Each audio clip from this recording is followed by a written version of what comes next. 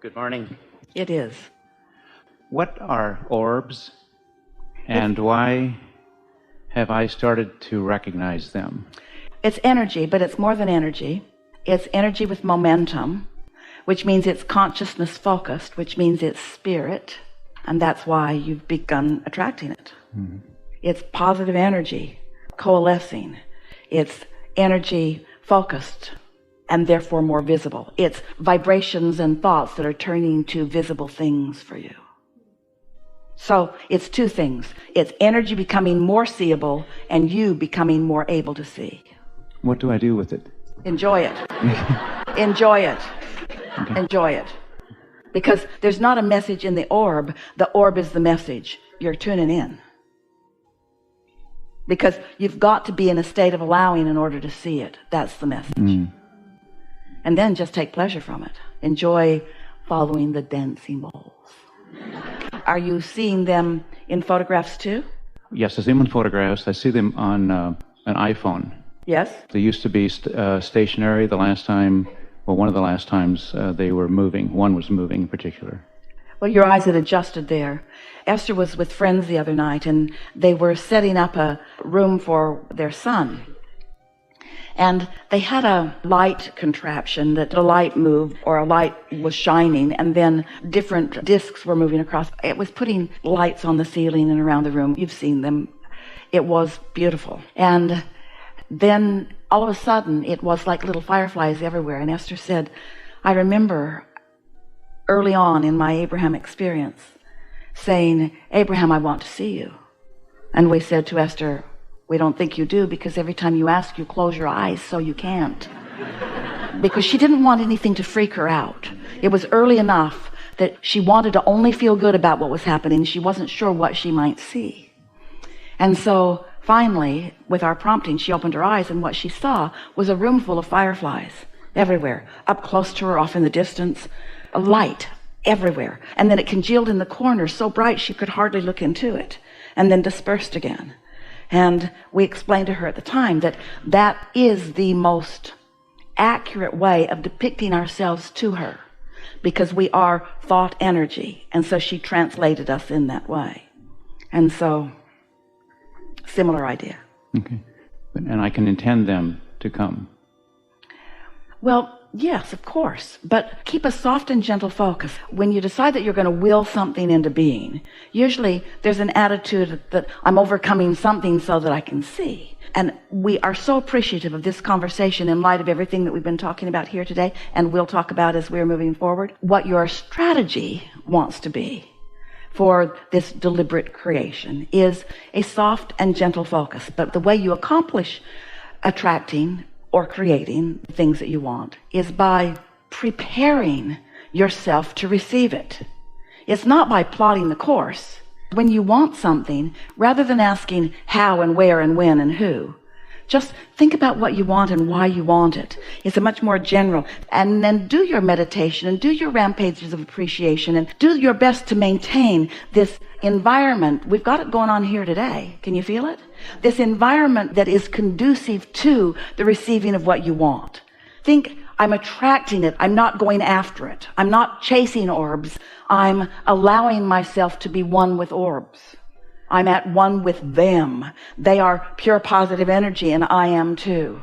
And your desire that's being satisfied is that you all, we love you so much, physical creatures that you are, you want these thoughts to turn to things. You want things to become manifested so that you can see them. And so that desire is being satisfied. Just don't get carried away with it. Let energy be energy. Let energy be energy, and you be receptive to energy.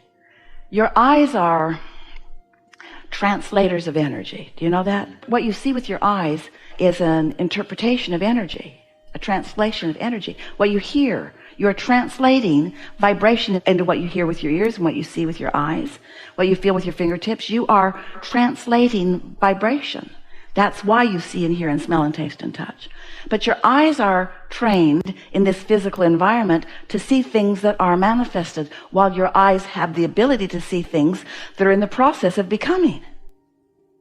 You can see energy. A lot of times when you look into the sky, what you think are particles that are light being reflected from sun. And of course, that's a lot of what you're seeing. But you also often see energy, but you don't know you do because you don't know to look for it.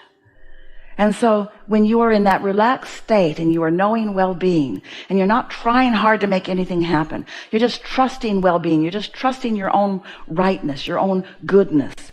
In that state of being, then very often your eyes can see what others can't see.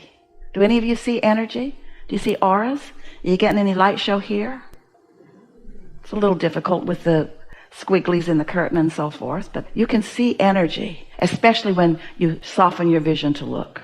Yeah. Enough? Yes. Thank you. I'm ready to be ready. So I want to talk about manifestation. I want to talk about manifesting. I want to talk about creation. I want to talk about creating. And I want to talk about a very specific example. I have been building a mansion in Maui on the Kaanapali coast in my mind. And this is not just a place, but it's a lifestyle. And it is a place where I can do yoga every morning, where I can meditate every morning, where I can swim every day. Sounds like the Hyatt Regency. Yes, and it's absolutely one of my favorite places, yes. But we were just there recently, and my wife and I, my beautiful wife and I, that introduced me to you and introduced me to this amazing practice. And we saw some lots that were available and actually for sale right on the coast. And so since we've seen those, we've been sort of planning this, amazing life there. But my current work, which is very fulfilling and very wonderful and very creative, doesn't earn me the type of money that it would take to be able to build that mansion at this point. But I do understand how satisfying it is to have that vision and to have that desire and to have There are a lot of things in your vortex. Being in beautiful places is one of them. But what are some of the other things that are in your vortex that you know are there? Health, wealth, happiness, yes. Abundance. Satisfaction. And what kinds of things bring you satisfaction? Do you like sitting on the beach by yourself or with someone else with the water washing up over you? Do you like that? Absolutely. Do you like it all the time? Are there other things you like as well? There are. And so what are some of those other things? So I like creating music. I like creating things that go out into the world and give people joy. Yeah. Do you believe in the power of your vortex? And do you think it's all in there? Absolutely. And do you think that your inner being knows what you want and where it is in relationship to where you are? Absolutely. So your questions are? My question is, what's blocking me? And I realize that, this may be a 5-year plan. Impatience. Okay. Impatience, not trusting the vortex. Because you said you wanted to talk about creating and you wanted to talk about creation and you wanted to talk about manifesting and you want to talk about manifestation. But what you're doing, and a lot of people do it, is you have decided what you want to be manifested, and then your logical mind tries to find a fast path to that manifestation. And since the money isn't already there, then that gets in your way. So the reason it's in your way is because you're too heavy on the manifestation and not focused enough on the deliciousness of the manifesting. You can tell when you start feeling impatience of time, you can tell that you're trying to speed to the manifestation rather than enjoy the manifesting. It's the day by day, minute by minute joy of creating.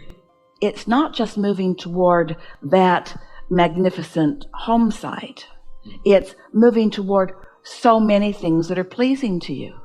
Not just that too, but not just that. This is the reason that when we talk to you all about creating, we want you to realize that you never get it done and you never get it wrong. You can't get it wrong because it's never done. But the never done part hangs you up because you want it to be done because you want to get there to enjoy it. And we want to say to you, we want you to be on an ever unfolding path of becoming. Now stay with us just for a bit because this is a hard way to see it, but if you can see it, it will really serve you. We want that house on the Kaanapali shore of Maui to never be finished because in its becoming, it is still life-giving. In its having become, then it needs remodeling. Right. So it's creating a lifestyle. You got to move the furniture around for no reason. Right. So is it more about creating a lifestyle and a feeling of sitting there meditating? Lifestyle feels like me in my body living a style. Let's just call it creating a life flow, creating a life feeling. Let's call it satisfaction. I loved being there. I loved seeing it. I loved taking it all in. I loved feeling the energy of it. I loved the influence that that island had on my being. I love the well-being that is there and our ability to focus and the influence that that place had on me. I have been influenced. I've become infected with the vibration of Maui. It is now part of me. I will never be able to be separate from it. I and that island are now one. We are a vibrational match to one another. There's such satisfaction in knowing that, satisfaction in the memory of it, satisfaction in the becoming of it. Jerry and Esther have 40 acres in Texas. It's along the interstate, close to Interstate 10. And they bought it in several pieces that just kept showing up. And now it's this contiguous piece of 40 acres. And it was really interesting. Someday Esther will write it down so that you can read how fun it was as it evolved. But one day, long after they had all 40 acres and long after the beautiful center building was built where Abraham Hicks Publications is housed, Jerry and Esther were sitting in the room that is Jerry's office, and Jerry was basking with such intensity. And he said to Esther, I'd like to talk to Abraham because before they owned any of that acreage, they were renting a house down the street. And on warm summer days, they used to walk through the bushes and duck through a wire fence and walk over into this acreage. And they came out into a clearing. And Jerry said to Esther one day, can you feel this?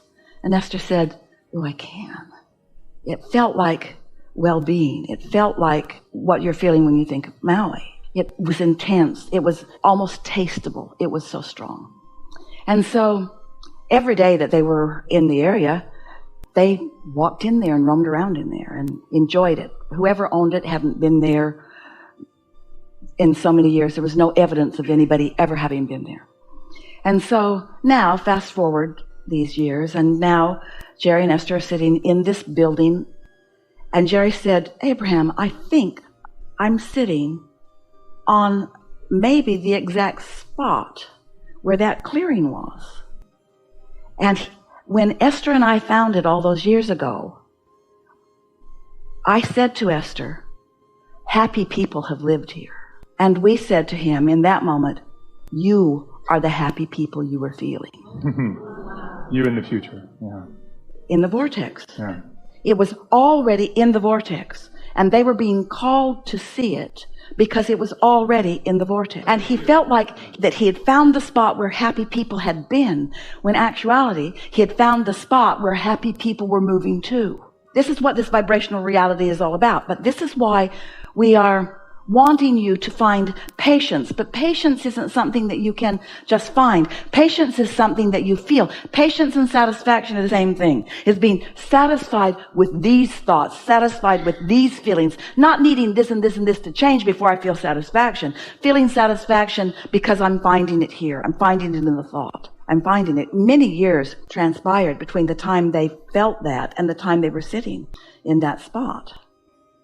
And so when you resonated with it, when you felt that resonation, did you forget about it then for a while? And then other things happened in the universe, the magical artificial intelligence that is our universe came together and built it? Yes, yes. When you find a moment in time where you feel that satisfaction and you sit in it and contemplate it and enjoy it and acknowledge it and let its influence really influence you. Let yourself become one with it. It's yours forever. It will never go away. And so other things will lead you to it. But it's not just that one thing that gives you that. Let all the things in your world, let your filmmaking give you that. Let your baby give you that. Let your mate give you that. Let your neighbors give you that. Let so many things lead you to that place, because it's the vibrational frequency that we're talking about. It's not the subject, it's the frequency. And lots of things will lead you to that frequency. And once you own that frequency, once that frequency is home, not Maui, once that frequency is home, then those vibrations must turn to those things. It just has to be. This is a really good time for a segment of refreshment.